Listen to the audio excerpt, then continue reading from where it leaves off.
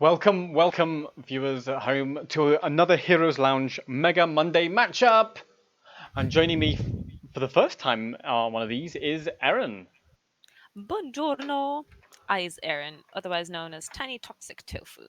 the tiny toxic tofu herself. Yeah, Yes, the most popular Turkish, Irish, Russian streamer ever to have lived. those are all factually accurate. Um, so it's Mega Monday matchup, and that can only mean we are going to be bringing you a live match shortly. That's going to be Division One's Hooye Polucky versus Hard for Deckard. Now, both of these teams done pretty well so far, with Hooye Polucky third place currently um, in Division One, and Hard for Deckard currently seventh place, and I think they've both secured themselves a spot in the Mythic Championship. But they will be looking to kind of get the best seed possible as we go up towards the draw show, which is happening live this Sunday on this channel at, I think, 20 or 19 CET. It's the sort of thing I should probably know. And it'll be hosted by Narsha. Are you looking forward to that, Erin? Oh, I am very looking forward to that. I haven't seen Narsha in a good while, so it'll be very good. Yep, we brought him back from the dead specifically for the draw show.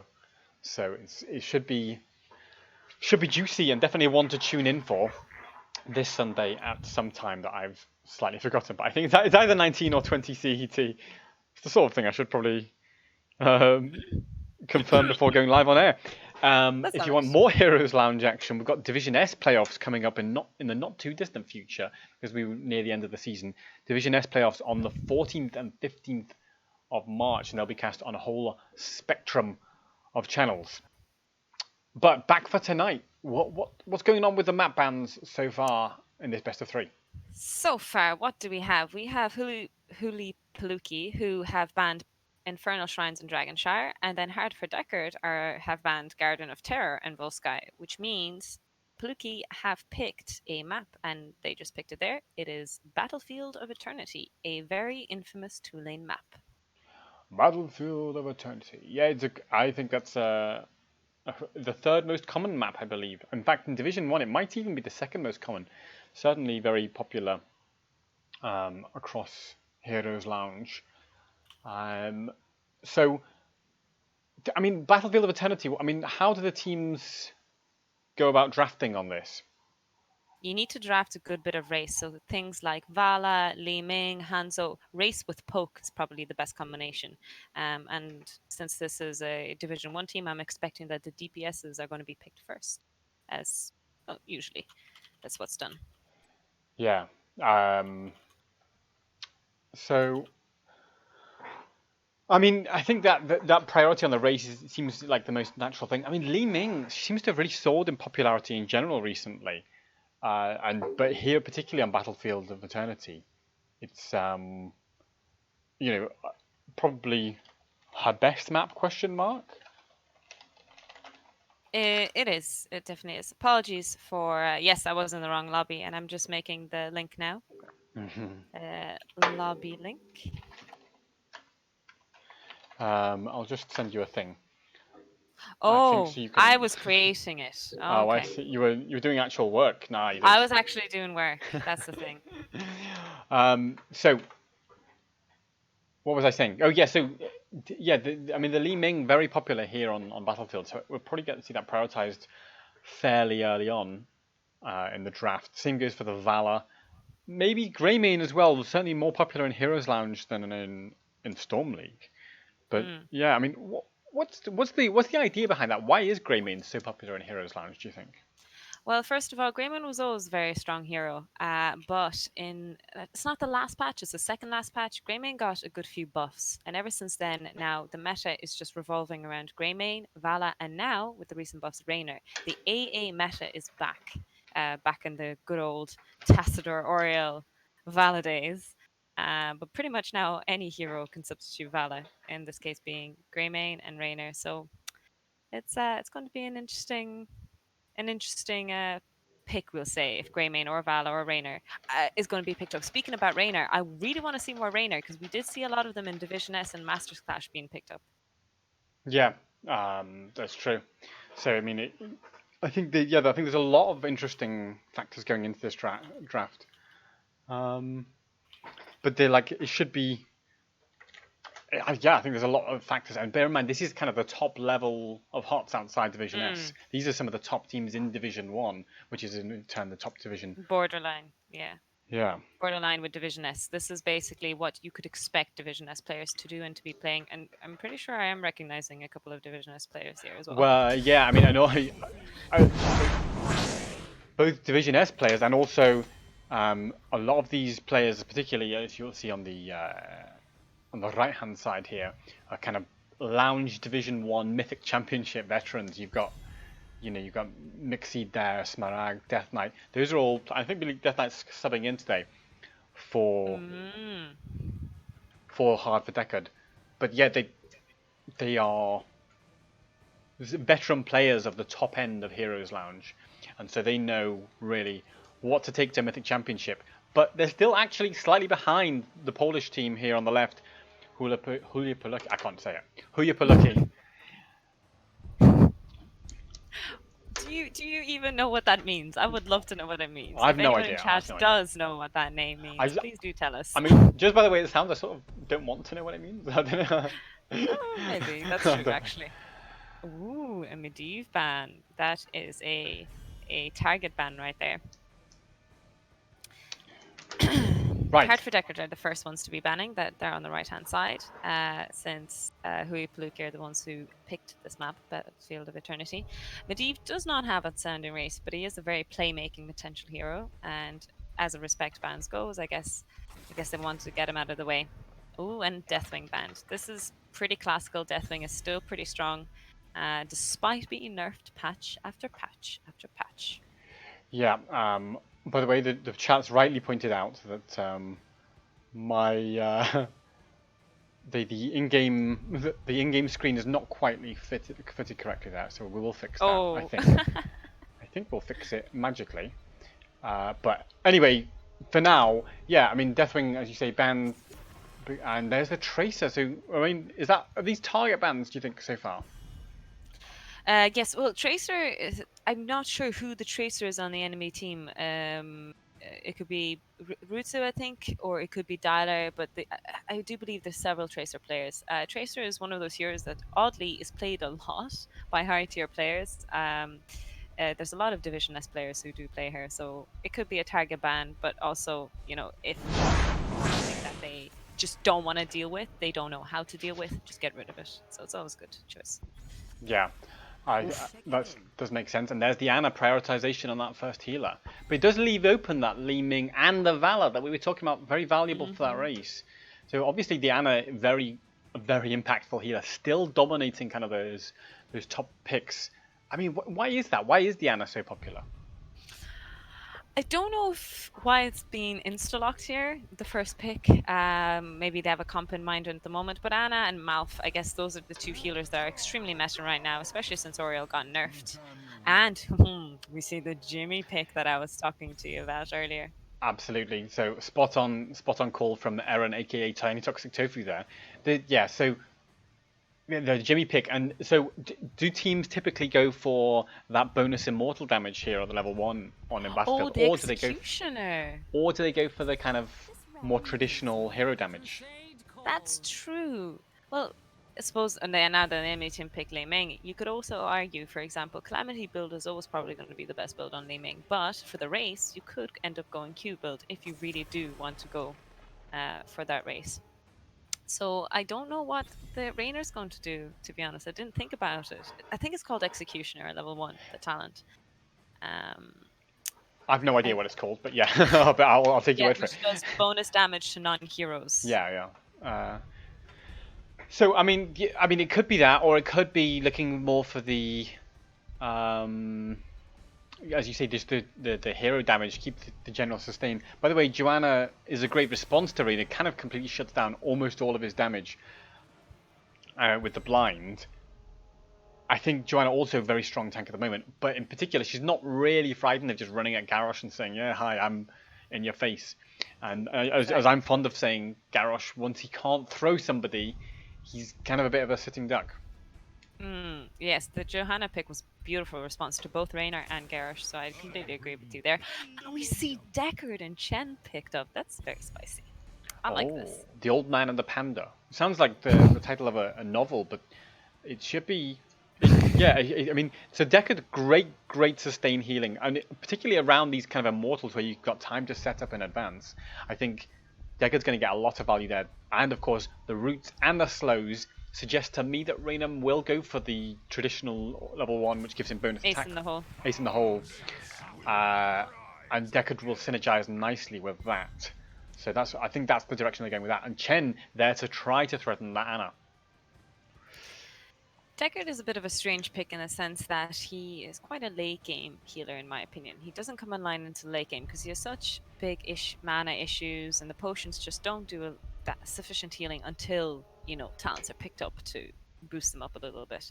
But we do see Greymane picked up on the enemy team. You were talking earlier about the Greymane and Jaina. Interesting. Very interesting. Jaina's talent's been her main talent build been kind of tapped down with slight nerfs again and again in HOTS. Just kind of, and I think that's made her take a little bit less of a dominant role in drafting, and in particular that Q build that she has been the favorite. That having been the cooldown having been nerfed on that means that her race potential isn't quite as good as it used to be, although it's still decent for sure. No, you're right. Her race potential now is very, very poor. So just looking at the drafts right now, the red card for Deckard are actually have significant better race than the enemy team, I would say. Yeah, that's what I've been my feeling as well. I mean, you could compensate for that by going with Raynor for the talent that we were talking about, but then the downside, of course, to that is you're missing out on, the hero damage that you would be getting on those slow targets from the Jaina and the Deckard slows. So I think they're not. I think they are going to go ace in the hole. I think they're not going to worry too much about race, and their plan on the side of Hooye Polucky is let's take the fight to heart for Deckard, and not wait for them to win the race. Sweetie, it's been so long since I've casted. Could you remind me when we load into the game the the little buttons I have to press to zoom out and get my little bars up and running so that I know what talents have been picked? Okay. Well, I'll tell you now. You can press Z to zoom out, and you can press Control 1 to see talents. Z to zoom out. Okay. Yeah.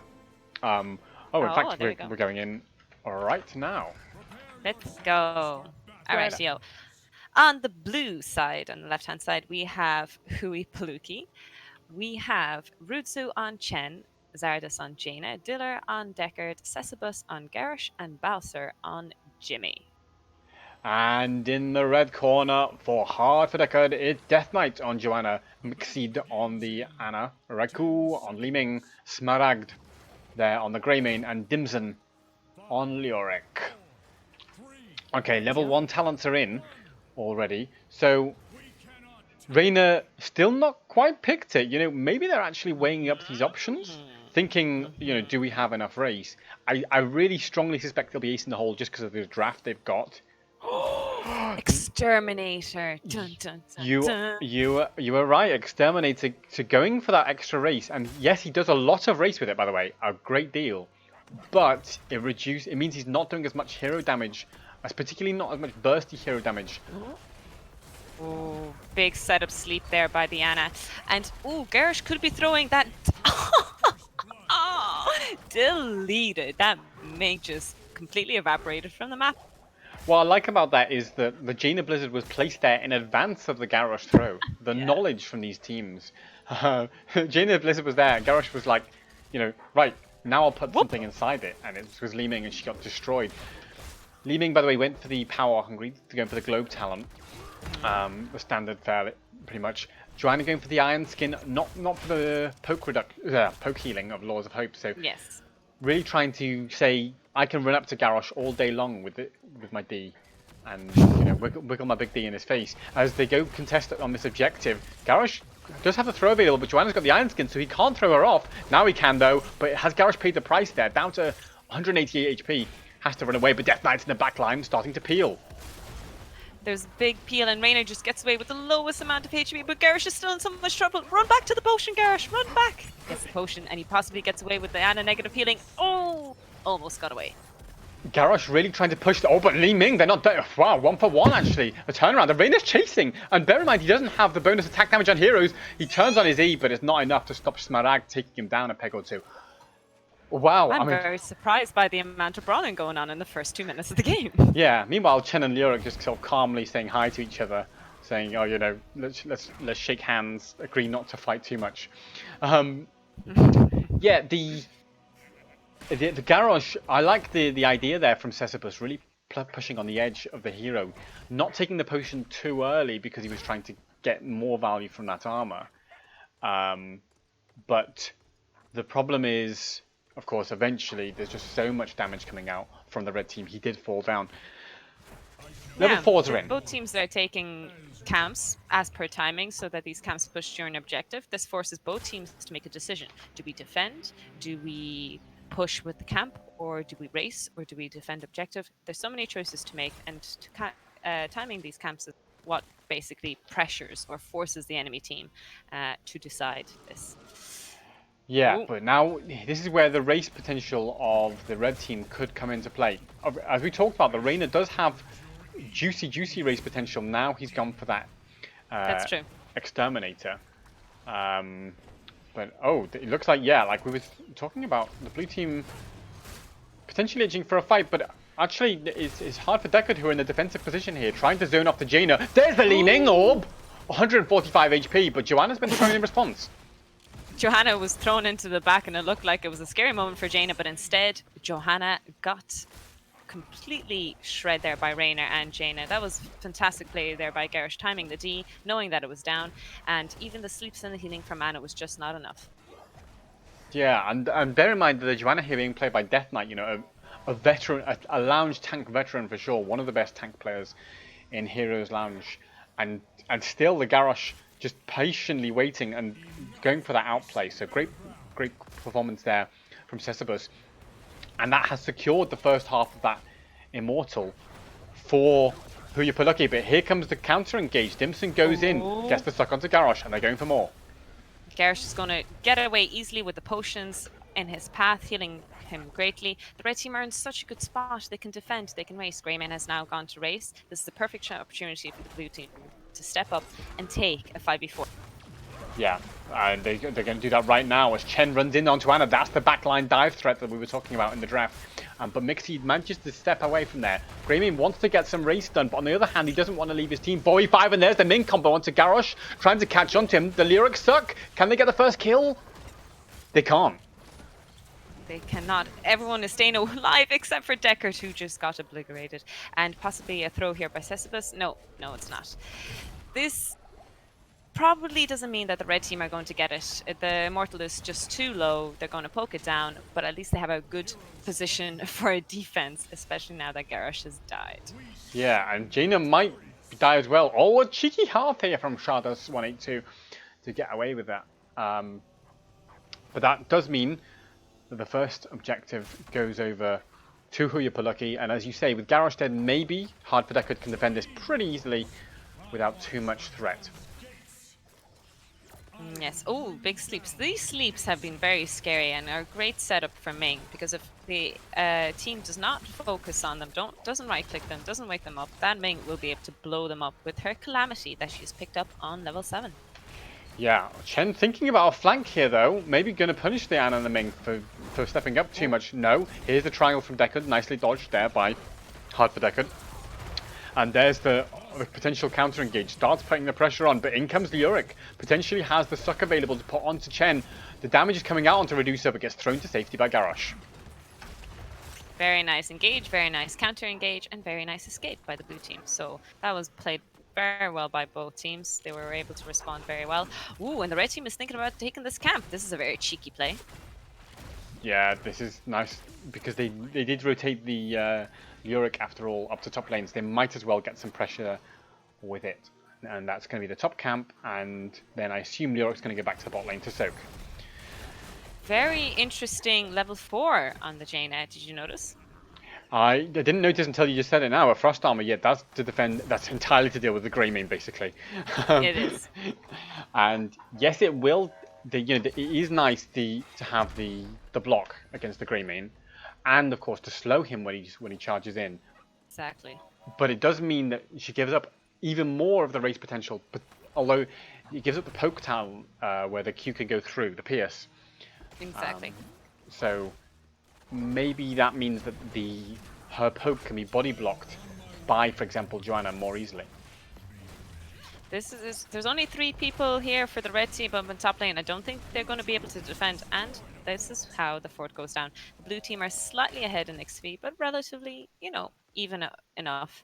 Greymane trying to get the bit of tower damage and the wall damage. Both teams going to go to take the camps. Get those camps, get them to push while the objective is up and running. Yeah, absolutely. Play. And level 10s are in for pretty much both teams in time. We've got the Boogie Wonderland from Chen, the Storm, Earth and Fire. The Duke of Wellington himself, the Water Elemental from Jaina. The Stay a While and Listen from Deckard Cain. And the Taunt from Garrosh. And of course, the little helicopter from Reyna, not the Hyperion. Big curse bullet on the Garrosh there from the Greymane, but Limming Nutmeg wasn't perfectly stubbed. Jaina in a big wall, and the Ming is just being shredded by the water while Ellie almost kills. Look at that Stay a While though. That Stay a While, the huge taunt, that huge 3-man taunt. There's just no coming back from this. The red team is just going to be shredded. No, they're alive. They're still alive, except for Death Knight pays the price for all of his teammates. But wow, that was huge. Yeah, I mean, it looked such a good engage onto Jaina at first, and a great entomb as well. But the Duke of Wellington just threatening Li Ming, so she had to run away with the nano boost. Then doesn't get as much value from the nano boost, and then that Stay a While and Listen to taunt combo is so nasty, and it just meant that the red team were completely shut down by that wombo combo, and they were, let's say, not hard for Deckard, but maybe slightly frustrated with him. That is very, very true. A big sleep setup there. They're possibly looking for an engage, but they don't seem to be going. Oh no, a big silence entomb. Not a silence entomb, just a normal entomb and a taunt on the Leoric thrown into the blizzard. Again, that combo. That is twice they've done that and completely annihilated the hero. Jimmy being thrown in to kill the Rainer, but he gets away with a little less than 100 HP. Just about get away. Now there's the sleep. Oh, the sleep on sleep. It's sleep heal wars off. Here. Yeah. The heal off right and there. The Ana sleep interrupting the Deckard sleep stops that from being a nice engage from Dila. But they still think that's still available now. It did only on short cooldown. So Deckard can try to find that engage. Throws out the triangles. Doesn't quite connect for now. But yeah, it's starting to look like a sizable lead for the blue team, although not an insurmountable one. Yes, this is a very good start for the blue team, but this is by no means GG or over. It's not very hard for the red team to come back from this. Now, you did introduce the ultimates for the blue team. I'll go over through the red team because we didn't discuss it very much. We have Nano Boost for the Jaina Entomb for Leoric, Blessed Shield by Johanna, Knockback Wave of Force by Li Ming, and the Cursed Bullet. So they are looking for a setup blow-up, possibly on the front line, which is Garrosh in this case. Yeah, that Entomb. I mean, so far the Entombs have looked very juicy, but it seems like Garrosh and Deckard have got good responses. Level 13 talents are in, by the way, for Hooye Polucky, and they've got the Ancient Blessings on the Deckard Cain going for the empowered basic attacks. I mean, that's quite a nice idea there, especially with the all in engages. Jaina going for the ice barrier, really trying to deal with that Greymane. Spicy picks here by the Jaina. This is not the most traditional build you would usually see. Yeah, as everyone knows, the most traditional Jaina build is to go auto attack. Now then, Leoric going for the suck onto Chen, just kind of keeping the poke and keeping himself very healthy as well. Dimson just trying to zone Chen because the threat of Chen diving on the backlining with his ult and just ruining Ana's life is a real worry for Deckard. So that's why Leoric's job is at the moment to stop Chen from flanking, or rather to be aware of his position. Oh, someone's going to face check that. Oh, very nice there by the Ana. Yeah, they Spotting found the enemy team. They smelled danger and they just said, "Hang on, something's wrong here. Check that Something's bush." very wrong. Safely. Top level play here from the Division 1 teams. Yeah, but I think also Deckard just itching to get that level 13. You can see the value of that Leoric soak with the Neil Peasants. You can get that bot lane cleared up easily enough. And in terms of XP, so far he's soaked 9,000 compared to Chen's 7,000. So Dimson really getting the soak value on Lyric. We do see a Death Knight possibly engaging here onto the Jaina, but her shields are just so strong. Garrosh walking up. Oh, Leoric. Leoric is in the back line. I'm looking for a Juicy Entomb. This possibly could be it. Nope, he doesn't see it and decides to back away. The worry he has, I think, is if he entombs Chen, there's a danger that Chen's just going to get his ultimate off. Now, of course, you may say, well, Mixseed has the opportunity to sleep the Chen in that, but it's so hard to interrupt because it's a pretty short cast. It is. And if Chen does get his ultimate off, then not only have you wasted Entomb, you're inviting the enemy to counter-engage, but here's an engage with the Entomb onto two members, but Luric's been punished for it. There's a taunt, and the sleep gets interrupted again, but now Deckard's in trouble, actually. The Water Elemental doing so much work again, this time zoning Greymane and threatening Greymane and Li Ming to get back. Luric for Garrosh dead, though, and Greymane still has to retreat. The Water Elemental finally goes down, but now the Chen is on him, and he goes down. Here's the sleep just to stop Li Ming from escaping. Big sleep and possibly an engage here on the Ming to get her killed, but Cruz is just not able to get her. Oh, Anna is just going to be completely obliterated in the back line there. And Li Ming possibly trying to get away. No. Ming does not get away. So it is not her day today. 4 for 1. Not her day at all. 4 for 1 in favour of Hooye Polucky. Really showing at the moment why they're so strong in Division 1. And like we said, their race comp, so in terms of Immortal race, they don't really have the comp for it. But in terms of team fights, they're looking so dominant. And Jaina, as you say, a slightly unorthodox build, but really reacting to that Greymane and to a lesser extent to the Li Ming, so that Jaina's never really in as huge danger as a Jaina might normally be before she gets Ice Block. Although she now also has Ice Block. Yeah, this Jaina needs no peel. She is peeling for herself and dealing very well with the enemy team. So props to her for flexing and for changing the build around to make sure that she can deal and respond to the enemy team. It's very nice to always see that. I like this hesitation as well from Hooye Polucky, waiting with the Immortal on like 10 HP to go and get the bottom camp rolling and get themselves to level 16. So this Immortal is really a threat to this bot lane, is full shield nearly, let's say 90% shield. It's got a camp behind it and they've got a talent advantage. And the tower's already slightly damaged here in front of this keep. There's a threat that this could be game. This could be game, especially if the blue team managed to get a couple of kills in here. This is definitely GG. At minimum, I'm expecting this is to be guaranteed keep. Yeah, it could well be. I think keeps for sure, but it could well be game as well if Garrosh can find a pick, or if there's even a slight mistake here. But Lyric trying for the counter engage. Big sleep by the Deckard, big Entomb, but Lyric is being shredded into the backline. Johanna being thrown back as well, and she just... The tanks are not surviving this. The red team's tanks are just being shredded left and right by the Jaina and the Jimmy. Very well played there. Johanna wanted to do some sort of engage before the Immortal completely went through the keep as an opportunity for a comeback, a throw on the Ming, a taunt on the Ming, and she's gone. Brutal, and that will be game number 1 going over to Hooye Polucky. Just looking so in charge of this game in every time there was a team fight. So credit to them, good game, well played. It's 1-0 up. That was a very, very smooth game played by Hooye Polucky. Yeah, I mean they really looked in charge here. So, and it's 14 kills to 5 in the end. I mean, you know what went wrong here for Hard for Deckard? How could they have dealt with the pressure that they were under from that Garrosh Deckard? Well, first of all, I think they didn't draft any pressure for Garrosh. Look at their draft, Ming and Greymane. Ming doesn't really pressure Garrosh. Instead, she just can get away from his engages. But Greymane is an AA who lacks the range, if that makes sense. He cannot consistently pressure the Garrosh. And if he goes into melee range, that Garrosh is going to respond, he's going to taunt him, and he's going to be blown up. So it's a very, very difficult draft to deal with Garrosh. I might be interested in seeing Hard for Deckard possibly first picking the Garrosh or banning him as a respect there. Yeah, and I like it. I think this is... I mean, I think the Garrosh could be the way to kind of target this. And we know, by the way, Death Knight on Garrosh is feared. He is known as a legendary Garrosh, which I guess is why it was prioritized quite early in that. and hard for Deckard choosing first pick for game number 2. Now, bear in mind they had first pick for game number 1 as well, They did. and they used that to secure the Anna. Are they going to go for the Anna again, or are they going to try to maybe get that Garrosh, as you were saying? I was thinking maybe the Garish, but it depends as well on the map. I actually strongly believe that Garish is very map and draft dependent. And we do see Hooye Polucky picking up a map, and they are going to pick Cursed Hollow. This is one of my favorite maps. I really do like that they picked this up. There's a lot of macro potential here, so we could be seeing some spicy picks, perhaps.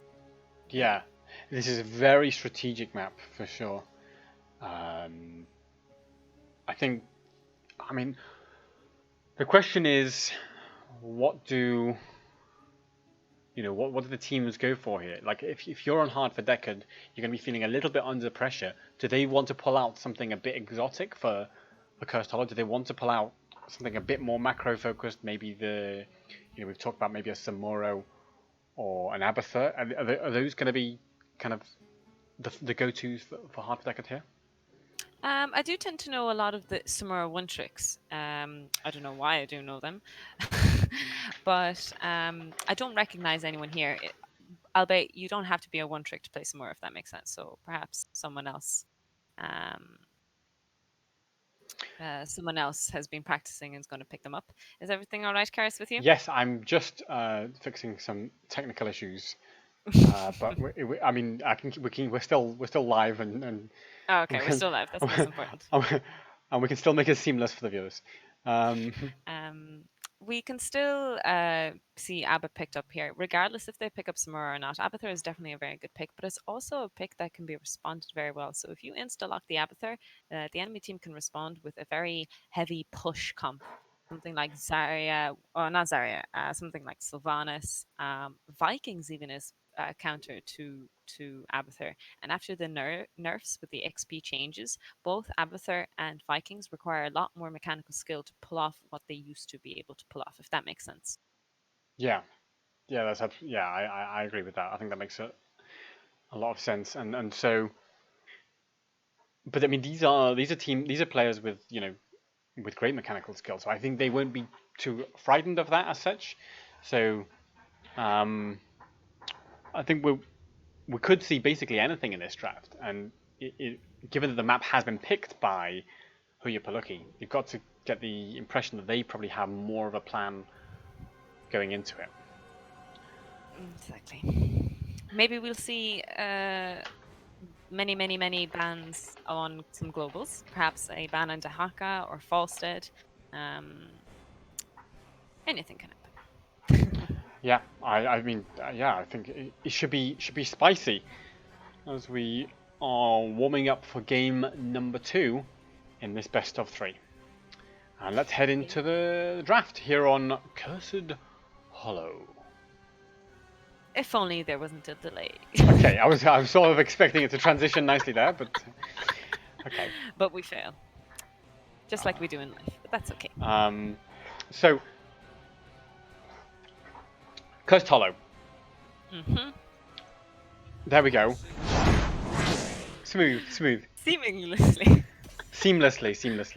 Now then. All right, yeah. We have the same bans going on for the red side first, because they decided to go for first pick. Last time they first picked the Anna, and we were discussing if they are going to let the Garish through, because Death Knight is a very infamous, well-known Garish player. Perhaps they would like to lock that in early. However, I wouldn't say that Cursed Hollow is a great map for him, if that makes sense. At least in Battlefield of Eternity, it is one of his strongest maps, if that makes sense. Cursed Hollow is just any normal map for him. You do just need to set up correctly for Garish instead. Have some combo or some cheese set up with him, perhaps something with the Zarya. But that's my 2 cents on the Garish pick. Oof. Hammer band. That is a hammer band. That's already interesting in itself. I think that again, kind of hard for Deckard saying, look, we don't want any nonsense, any speciality picks. let's take this back to basics, and we will hopefully. Yeah, perhaps that's a good strat. Going back to basics, picking a something very standard, very simple, something like an ETC, Jaina, and Moth. Picking a solid trio to perhaps blow up a single target. You never know. We'll see what they decide. I am looking forward to the Vikings ban. So I did mention that Vikings is a really good counter for Abathur, so we might see the blue team responding and banning the Abathur. So is this the Garrosh first pick, or is it the Ana? I think those are the two that we've been saying might be focused here. Garrosh or Ana? Yeah, there's the Garrosh. There's the Death Knight Garrosh that the viewers wanted to see. I'm sure the viewers were very much looking forward to Death Knight playing Garrosh, and you finally are going to see a game. And if Hard for Deckard win this game, we know that the team with the Garrosh wins the game. Yeah, that'll be a 100% win rate for Garrosh if that happens. But there's still a long way to go yet, Hobbitses, as there's a Medivh to immediately respond to that Garrosh. A lovely pickup. And there's a Mal'Ganis to engage horrendously with a Medivh. That can be really, really threatening on the backliners. Like, you know, you get a portal opens and Mal'Ganis comes through. You don't want to have to deal with that if you're a flimsy backliner. Yes, that's true. Medivh was banned in the last game as a respect ban by Hard for Deckard, but they decided to let him through, and now they are going to pay the price. Depends, of course, if they win or lose. Oh, but Oriel, we are going to see an Oriel game. Oriel did get buffed in two patches ago. 3 patches ago, she got a significant buff on her ultimate, and she was insta-pick and insta-ban material for a very long time. Her ultimate has gotten nerfed since then. But do you think she's still first pick material, Kaz? I don't think so, and I think the 5-second delay you get on Resurrect now is so long as to be, like, I mean, I would say I would often pick Crystal Aegis now instead of the Resurrect, because the 5 seconds in a top level team fight on Division 1 here is an eternity. Like, you can be, you know, you can go and make a cup of tea in that time, and really in HOT it's a good idea not to give your opponents the chance to make a cup of tea. So I agree. You shouldn't be letting them making cups of tea. So but memes aside, like, yeah, I think the nerfs to Resurrect have really reduced its viability. We might well see Crystal Aegis here from Oriel, by the way. Speaking about memes aside, we do see a Joe, or is that a Gaul? I think that's a Gaul. Ban, which was a very interesting ban. I didn't realize that Hard for Deckard did even have the option of running Cho'Gall or a match history of doing so, I'll say. We do see Jimmy being picked up again, and Rhaegar for a healer. Rhaegar is a very good healer. Very good to land the cleanse, to cleanse from the big Garrosh throw and taunt. But it is scary to be playing a melee healer against a Garrosh. Yeah, because, and you know, often as Rhaegar, you want to go in and get the bite. Last bite. Yeah, and that'll be that sometimes can bite you in the ass sometimes if Garrosh then throws you, and you're like, oh no, I don't have a Zed, and I've just been thrown into the whole enemy team, and Zul'jin and Falstad are hitting me. That can be quite unpleasant. However, now he's got Medivh to maybe bail him out in that situation. So maybe that's the idea. Play aggressive. Look, you could go Bloodlust here with this Medivh. I'm not even entirely joking. Like, Rhaenyra Tannis, Rhaegar with a Medivh to protect. You could go Bloodlust. That would be a really fun game if they do, and because they have room to lose a game, they will do it just to see what potentially they could do. Right, I'm tempted to start. I'm tempted to start a bet. I'll start betting now. On right, we're gonna do this, viewers. We're literally gonna do this. We're gonna have a bet about will Rhaegar take Bloodlust. This is literally this is going to be the greatest bet of all time. You've got 5 minutes to get it in. Place bets now! Exclamation mark bet yes, and a number of points to bet that he will take Bloodlust. Exclamation mark bet no, and a number of points to bet that he won't. And if you want to know how many points you got, type exclamation mark points. I'm sure you've all got views in the Twitch chat about whether Bloodlust is a good or a terrible idea with this Medivh comp. But with the Mal'Ganis there, I think I think is borderline. Look, obviously most teams are not taking Bloodlust 90% of the time, right? I get that. But it just feels like if there was a comp to take Bloodlust with... Oh, look at This would be the chat. comp. The chat's already betting now.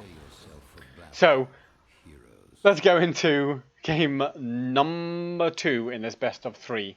And on the left, in blue, we have Hooye Polucky with Cesabus on Artanis, Shardos 182 on the Reyna, Ridzu SA on the Rhaegar. Sorry, Dealer on the Rhaegar. What am I talking about? Ridzu SA on the Mal'Ganis, Dealer on the Rhaegar, and of course, somebody in the Medivh. Who am I talking about? Yeah, Bolster on the Medivh, the team captain. That's what I mean.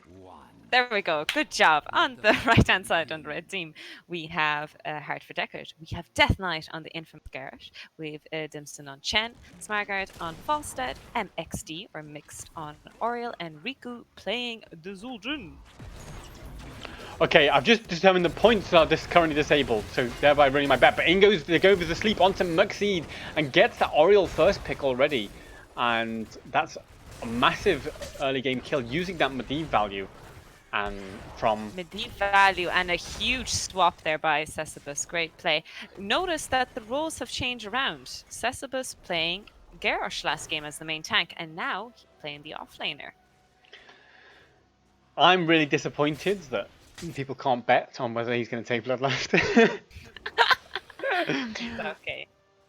Yeah, so you're absolutely right about the role changes, and I think that is interesting. I think they really are going for something a bit different in this game, and they're using the Medivh to play around. Oh, the whip away from the portal! Is Bolter in trouble here? No.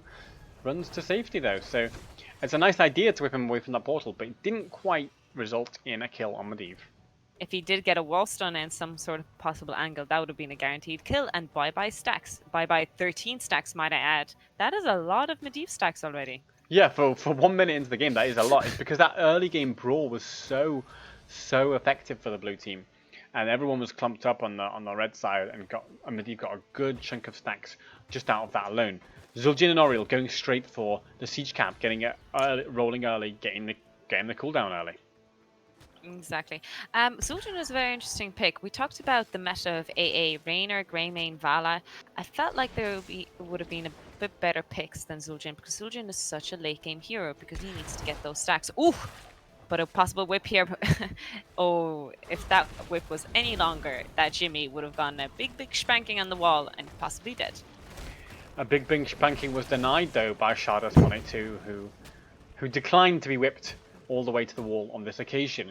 So, for now, look at this level. But either way, look at the level of the God Swap! The actual God Swap from Cesabus, and can use the portal to immediately get back to Oriel. Reyna's chasing. Mixeed should be able to get away, but Dimson's committed to try and peel the Mixeed. Might be under pressure. The stagger's there, and Dimson is the first to go, but what a swap from Cesabus. That was a big swap there, and Chen unfortunately paid the price in an attempt to peel for Oriel. But that happens. That's the job of the bruiser in the tank. Pay the price for your other for your other teammates. Yeah. Ooh. Possible gank here on the Falstead. Oh, that swap that was so juicy. Almost connected. Yeah, Smaragd is, has the mobility that maybe an Oriel doesn't on the Falstead, so less vulnerable to those swaps. Now, by the way, look at his aggression, trying to catch onto Reyna, but Medivh is there to guard him, so Shardos 182 will be able to walk away, but the space created allows the first tribute to go over to Heart for Deckard. Oh, Oriel is in such a bad spot again, but she is swapped out, possibly to safety? Maybe, no, because Cesabus is there on the other side, waiting to give her 2 blades to the face. Great stuff from the Artanis player so far. Really finding the enemies out with these swaps, and of course just the raw aggression. And one of the difficulties with Artanis normally is one of the reasons Artanis is not considered a particularly strong hero most of the time. You swap in, you just die, and also it's very hard to chase enemy heroes to get your melee damage onto them. But when you've got Medivh portals, it completely facilitates Artanis to just play whatever kind of game he wants to, as we have a quick break for technical reasons, I think, for the players. So we can look through talents while we're doing so. We do see Mal'Ganis not picking up the broken level 1 talent that is, of course, banned. It's a very good talent. Winged Guard, I believe, is called, where it gives you physical armor. It is not allowed to be picked up, so unfortunately, he cannot pick talent up. Yeah. We have Winds of Celerity from Medivh instead of Portal Mars. Isn't it called Portal It's called Mastery? Portal Mastery, yeah, and Yeah, it's uh, the more traditional yeah, pick. that is the more traditional pick because it allows Medivh to set up portal plays kind of independent of his own position. Not completely independent, but without landing and without being on the end of the portal himself. So really Exactly. stops Medivh being in danger when he's portaling his teammates around. It makes Medivh into more of a chess player, I sometimes feel. He's just there kind of moving the pieces around. But yeah, but in this case, going for Winds of Celerity for that ability to cross the map a little bit faster as we go back into the game. So yeah, the Winds of Celerity, as you were saying, and then of course Arcane Explosion at level 7 is fairly standard, getting that burst damage on the end of the Force of Will. Right, Death Knight trying to step up here, but he is just going to be poked and shredded there. Oh, big flank there by the Oriole to interrupt the channel. And this is possibly the end of Balstar as he's stuck. But oh, great protect and great sleep there as well to make sure that Garish couldn't follow up. Just That lovely. was that. Just lovely from Balstar playing on the list. The God Swap again! This time into the fort. There's just no response to this level of swap from Sesamos, and it's resulted in 2 kills. It might be a third as Zul'jin's going to get taken down. And a fourth, because Mixed is just brawling 1v1. Oh, this Oriole might be taking this Mal'Ganis a little bit to school, but I don't think she's going to be able to deal with it much longer. Is she though? The whips have been really good. There's the sleep though, and that will allow Medivh to come in, make sure Mal'Ganis is okay, and good night, Mixed. You're going to die. But yeah, May he so rest in peace. 5-0, basically coming from one unbelievably good swap here. Look at the banter coming out in the chat. So respect from the teams here, exchanging a bit of BM, but that's given the space to Hooye Polucky to push that to take that bottom boss, which will get rolling on the bot towers as the next tribute spawns, and level 10s are in for the blue team. So the red team have decided to take the bottom siege camp to counter that boss push while they go for the objective. This is a very interesting call because the blue team have their ultimates while the red team still do not. Possibly what they're thinking is that it's on their side and they can maybe make a play or something. But as I'm speaking, they decide to give it up. There's nothing they can do about it. Hooye Polucky have level 10.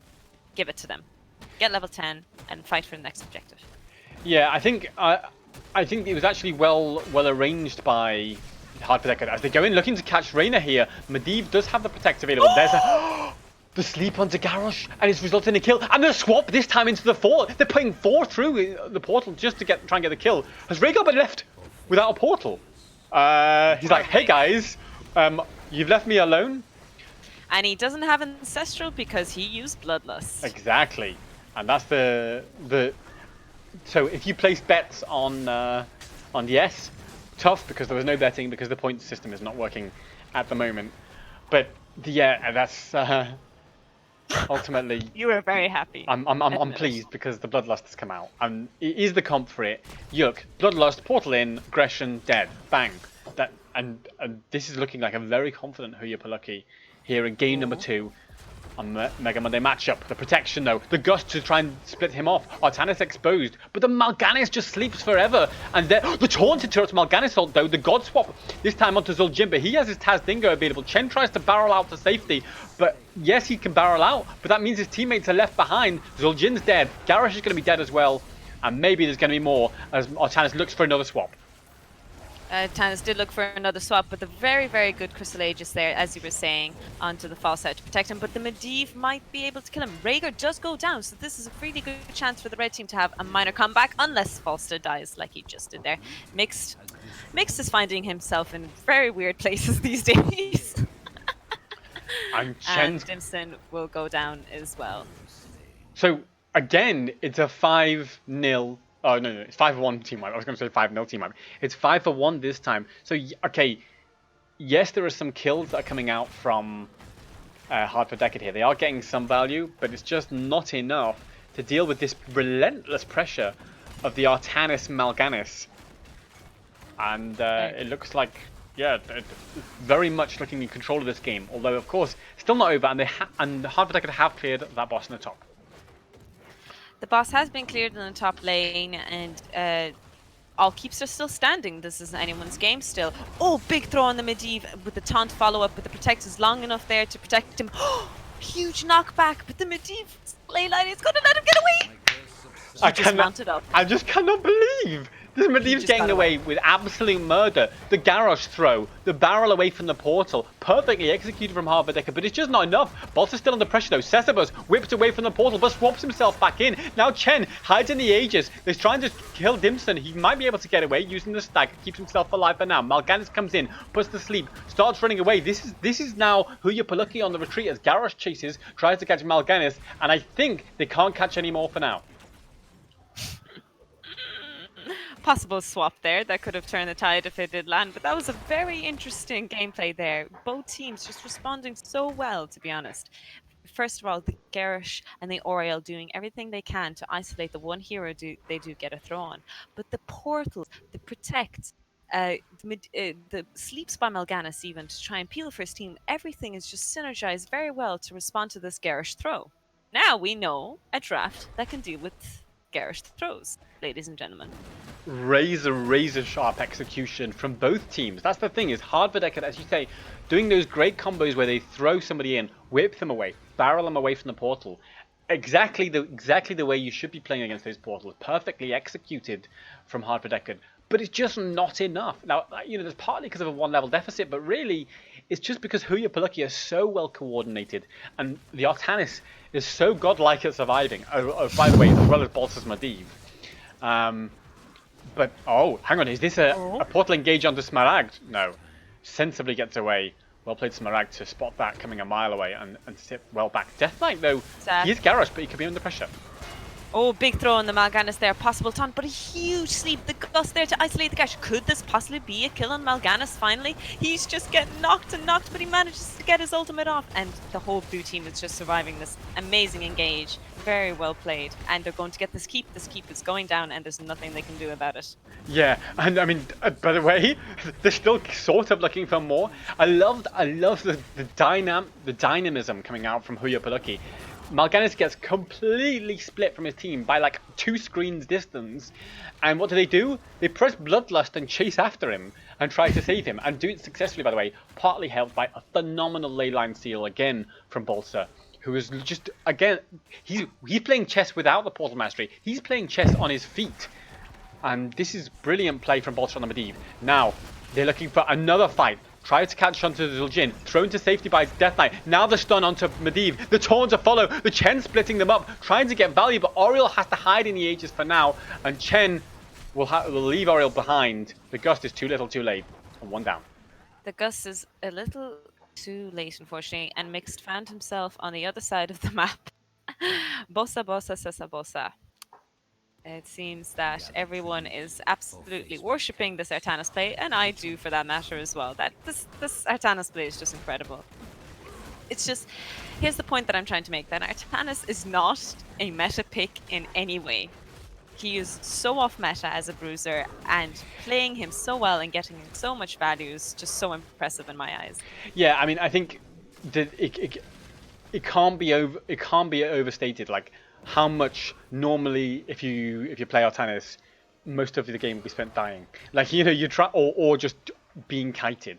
And yet this Artanis just feels in charge of the game. I think that's partly because, I say, Bolter's Medivh is helping to facilitate that. Always that's true. Moving Artanis around and protecting him at the right moments. And of course the Mal'Ganis, don't forget, has huge disruption potential. But it's really, yeah, phenomenal play from Cesabos. I completely agree. I will point out there was one thing that during the fight we were saying how great the Medivh is playing, how great the Artanis is playing. There was this amazing cleanse by Rhaegar where the Mal'Ganis was just desperately trying to get his ult off, and that cleanse managed, allowed Mal'Ganis to pop his ultimate off, which I thought was very impressive. I really do like a support manages to make a very pog cleanse. I have to respect that. Yeah, I absolutely agree. Great play. But great plays, to be fair, from every member. And the Oh, coordination as well. Now they're trying to get Medivh away from that portal, use the Chen ult, but it doesn't quite push Medivh in the direction they were hoping. And Medivh will get away again. the Medivh engages are very good, despite the fact that he doesn't have portal mastery. It's just his positioning. He just pops them off into the most randomest places, and they're doing so well with it. So, I have to give him respect for taking that talent. I really thought portal mastery is just something you have to take if you're picking Medivh, but he's proving that you don't. Are they going to zone to secure this curse? There's the ley line. Ooh, Might buy some there's time. a ley line. It has bought enough time with Riku put to sleep. Crystal Aegis maybe slightly early. The Gust, that's why it was done. So the Gust to allow the isolation here potentially onto Mal'Ganis and to Rhaegar. But there's the Bloodlust. Death Knight been torn to pieces by Reyna. And the swap comes in and Artanis chasing. And of course, your very perfect high pitch timing there was just on point. Chen is barreling away, but I don't think he's going to get away. The whole team is just shredding him, swapping him, and booping him left and right. And I'm pretty sure Chen is about to die to Chen. He has the shield, Oh. kept himself alive for now. 180 HP. Can Artanis catch him? No, Medivh's there, but there's the shield from Chen. Never mind the core. This is all about whether Dimson can survive. I don't care about the core, but Dimson dies, and that means game number 2 will go over to Hooye Polucky in a stonking 2-0 victory. GG. Very well played. So, now I'm expecting everyone to be playing Artanis after this now. yeah, I mean, I want to see this draft come out in playoffs in all divisions. Just look at the damage at the end of the game. Medivh 42k, Reynar 40k, with the enemy team Falstead 29k. This is just impressive how blue team stomped with the 20 kills versus 1 kill. 20 kills to 1. I mean, that Rhaegar reported for feeding. So I don't think Zul'jin's going to stack his headhunter this game. So a tough set. But I mean, the thing is, credit to Hard for Deckard. They played exactly, they had exactly the right response to that Medivh portal, and they were doing great engages, great garage throws, great Toriel whips, great Chen barrels, great Gust, great Aegis. It just wasn't enough because the Medivh Bloodlust Artanis Mal'Ganis comp was relentless in its pursuit of the enemy team and hunted them down again and again.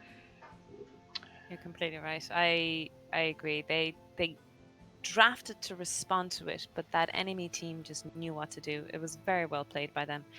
Both teams were trying to respond to both drafts, and just by pure execution, Hooye Polucky performed extremely well, and props to them. They deserve that win. So, I think that sadly brings us to a close. Although, let me see. I mean, we could potentially do a bonus cast. I don't know. Are we too late? Yeah, I think we might be too late to catch some of the other matches that are going on. Yes, we are. Sadly. So it is going to be. Right. It's going to be all we've got time for today. But Joy K is casting some other Division 1 action, which maybe has the potential to extend for a much longer time. extend a bit longer, and actually is important in deciding playoffs. I believe she's doing Rip Hot's BlizzCon 2K19 versus At Least We Showed Up. So yes, that's an important game because the teams need to win to qualify. So that's a really good one to host, I think. So definitely go over to check out twitch.tv/IamJoyK, and we'll raid you over there in just a second. Any final thoughts on this match from you, Erin? Before we wrap up? I mean, I'm really happy that I did actually cast. I haven't casted in. This is my first one this season, and the end of the season, unfortunately. Hopefully, now that I'm more stable internet and a more stable schedule, I can cast a little bit more often next season. Where can people find you if they want to see some of your more regular streams? Oh, yes. I can be found at twitch.tv/tinytoxictofu. I am the most famous female tank Irish Russian streamer you'll ever find. Yeah. Definitely she is. So go and check Aaron out on the internet, and go and check Joy K out in just a minute. And if you want to know more about the Heroes Lounge playoffs, because as Aaron says, we're coming up to the end of the regular season, but the Heroes Lounge playoffs are going to be kicking off starting next week, and that kicks off with the draw show live this Sunday evening on this channel, where Narsha will be hosting with a bunch of guests as the groups for the playoffs are drawn. So definitely tune into that.